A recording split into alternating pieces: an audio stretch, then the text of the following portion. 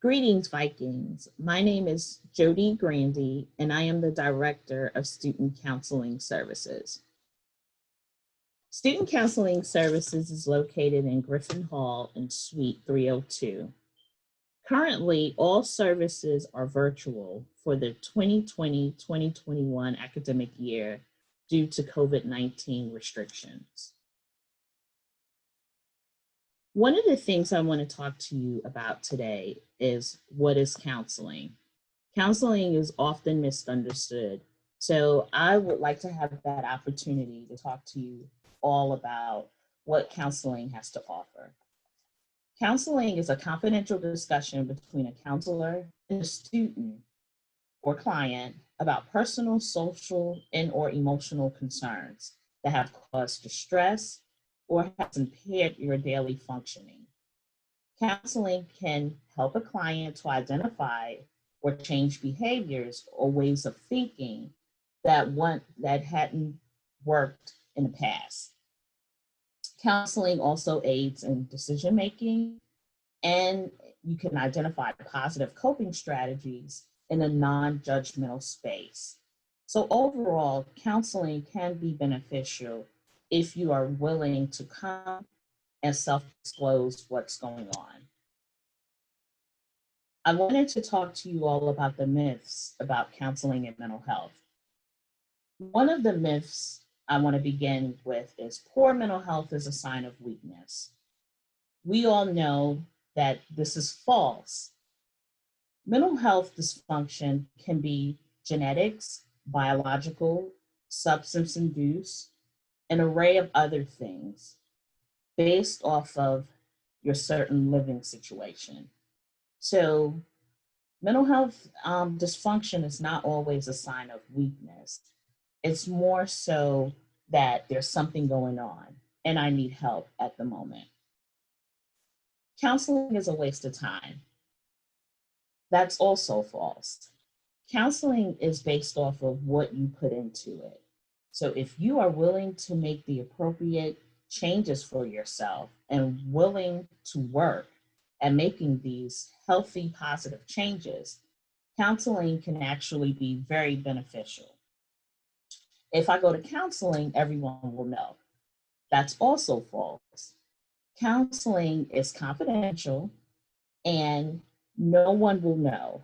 If someone refers you, such as a teacher or a staff member, by law, I am not allowed to tell what's going on, or even if you came to counseling. I am not allowed to tell your parents or guardians about you being in counseling unless you are under the age of 18. And by law, I am obliged to tell your guardians. But 18 and on, you are considered an adult and counseling can possibly be beneficial for you. Another myth is, well, let's not call it a myth. I can pray all my problems away. So we know this can be true. We can't pray all the problems away without putting in the work. So it's important sometimes to seek guidance. And why not seek guidance with someone who will help you through the process in a, again, non-judgmental, confidential space. The services we provide on campus includes individual counseling, group counseling. We do evaluations for court orders. We provide referrals to psychiatric services off campus. Soon it will actually be on campus. And psychiatric services is medication management. We do refer off campus if we feel like the process is long-term and you need more help than we can provide.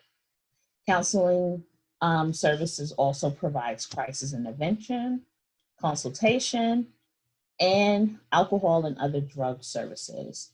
We currently have a new center on campus and the name is Viking Cares. It is a collegiate recovery community. So those who feel as though they need help with their alcohol or drug use can come in and receive services. We also provide student training and graduate internship. We currently have a graduate practicum student from Southern New Hampshire University who is going to be working with us for a year, completing her practicum and internship. So you will see her around and providing programs as well. Who we are, again, I'm a licensed mental health professional. So the services are all confidential because I must adhere to strict guidelines based off of my license. We are housed in the Division of Student Affairs, and there are no additional fees for your counseling services. Hey, so why not come and try counseling? Some reasons to visit the center are if you're having academic concerns and learning concerns, social and performance anxiety, which we know is test anxiety, anxiety and depression, adjustment to college and being away from home, especially during this time of COVID. You may be feeling like socially isolated and feeling homesick. That's the time to sign up and log on and talk to a counselor. We also work with those who are dealing with grief and loss. And during this time, there's a lot going on with loss based off of COVID. You can visit for relationship concerns, LGBTQA, coming out, substance use and abuse, and other personal distress. Talking about signs of distress, these are the things you should be looking for, whether it's yourself, your roommate, or friend. If there's a significant change in behaviors, personality, attitude, and mood, if they're having anxiety or panic attacks, or they're feeling withdrawn, check on a friend. Or if it's yourself, tell a staff member or one of your professors, or just call student health for an appointment.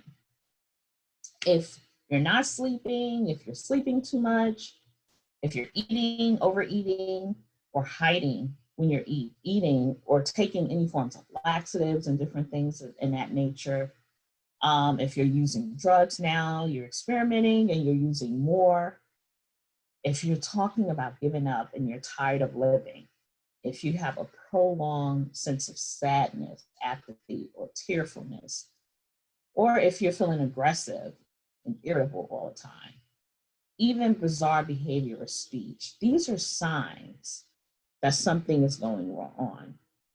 Now, there are going to be times when you're not sleeping because you might be a little anxious about an exam, and that's okay.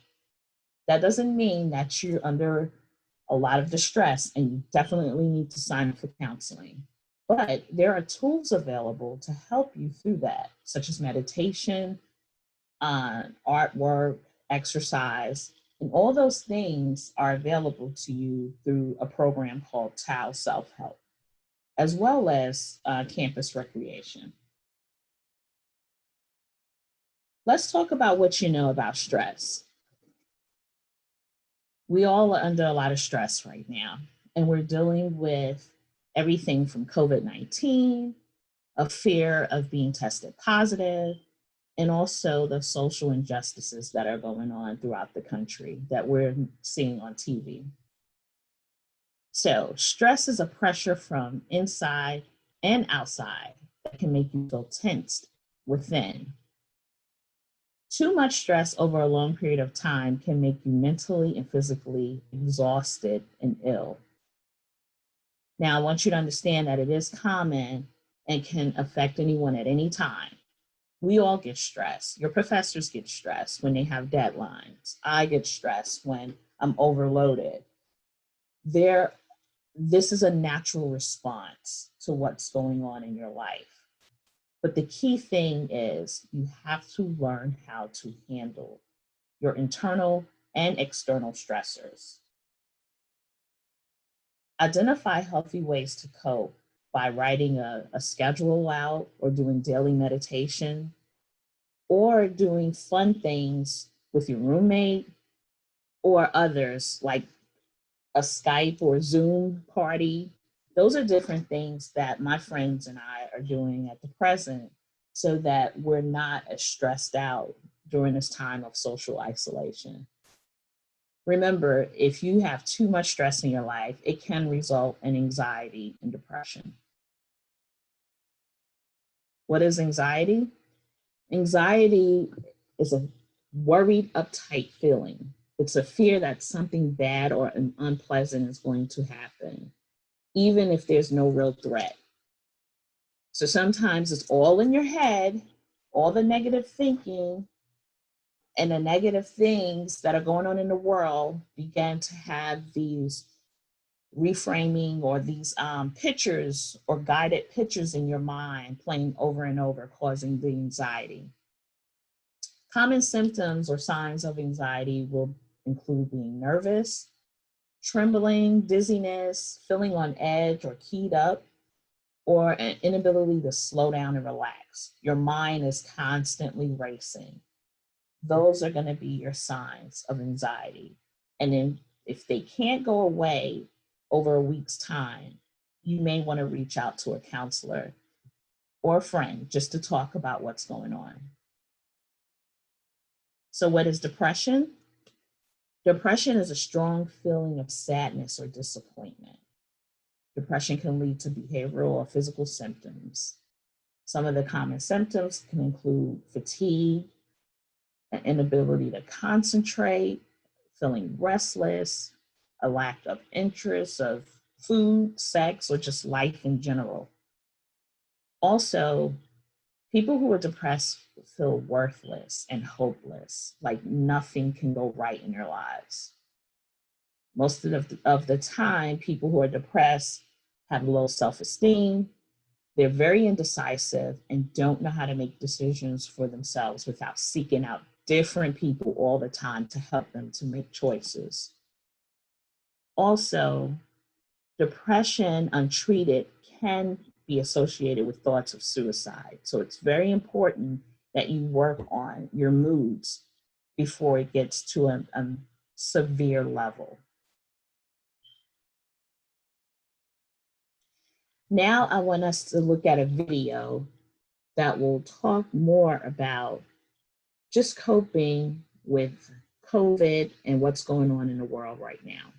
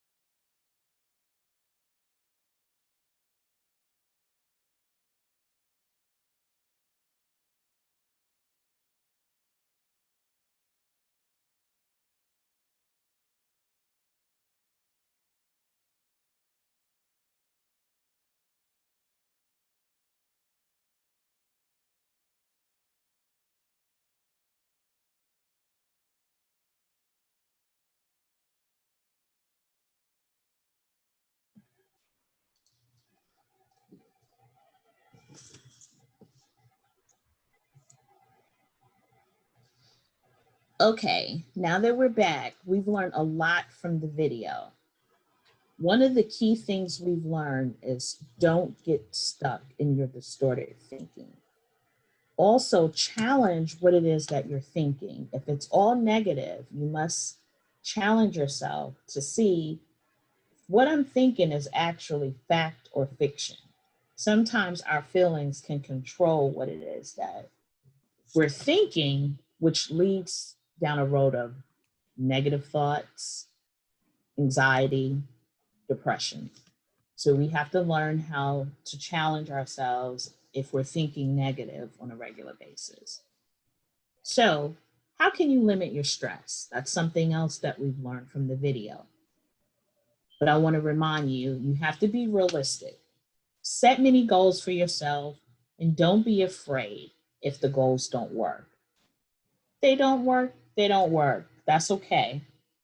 Life is about learning from the mistakes that we make, and it helps us to grow and become better human beings, right? So set those goals and keep trying, stay at it. Plan your work, manage your assignments. That's a key thing with being a college student. To minimize your stress, make sure that you are doing your work, but also plan other things outside of studying and homework. Exercise and eat well. Even if you just take a walk from Gilchrist to the bowling alley, that's a form of exercise. And eat well. If you're eating a lot of sugar, it is going to increase your anxiety level. Stay away from greasy food and anxiety if you can, and sugar if you can help it. It's hard.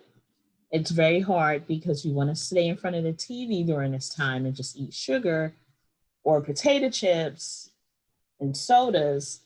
But in the long run, it's going to create more anxiety for you.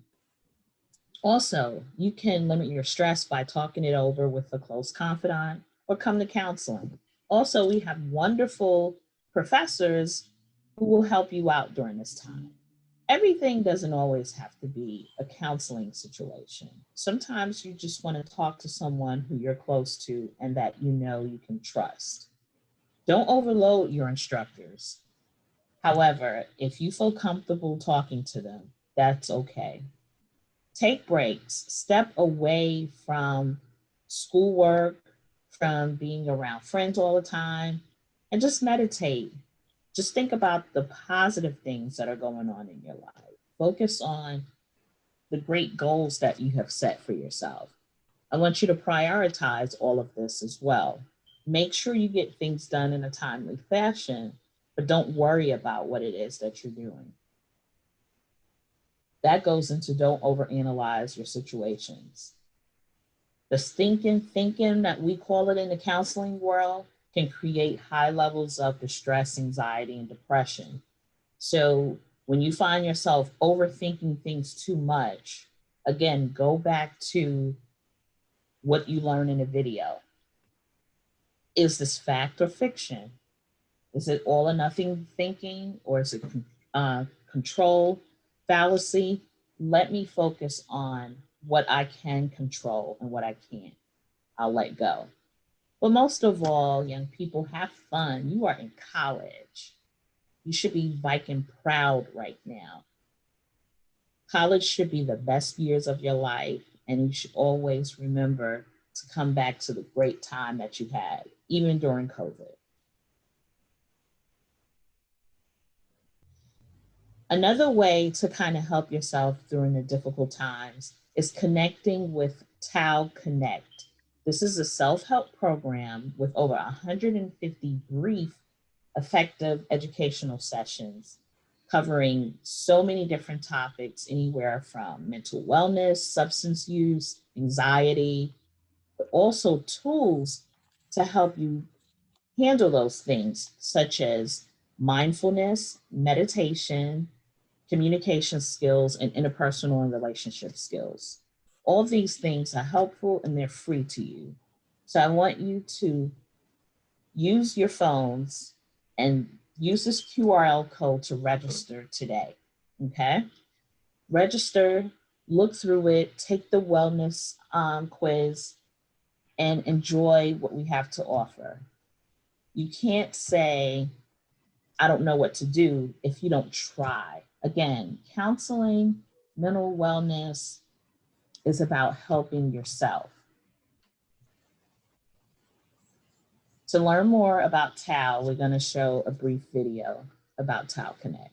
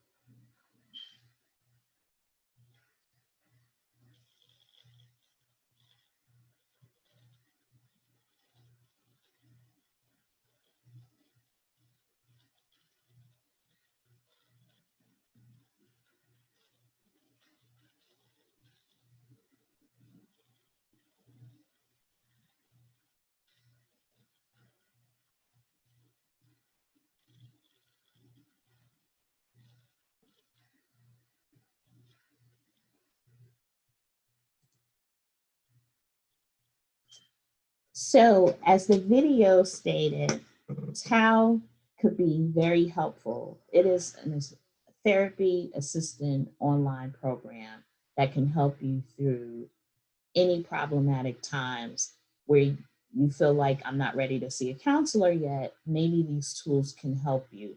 If they can't, I do encourage you to sign up to speak with someone in counseling. So again, if you need help, contact Student Health Services Front Desk at 335-3267 to make a counseling appointment. If you are experiencing a crisis, whether it's anything related to substance use, psychosis, or feeling like you want to hurt yourself, please contact Campus Police at 335-3266, and they will connect you with a counselor on call.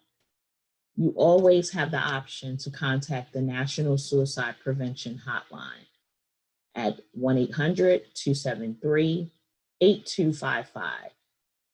Also, we're currently seeking students to become peer wellness ambassadors. If you feel like you have what it takes to be a student ambassador, helping those with mental wellness, physical wellness, and a host of other concerns and prevention methods, please contact me at counselingcenter@ecsu.edu. Again, contact Jody Grandy at counselingcenter@ecsu.edu.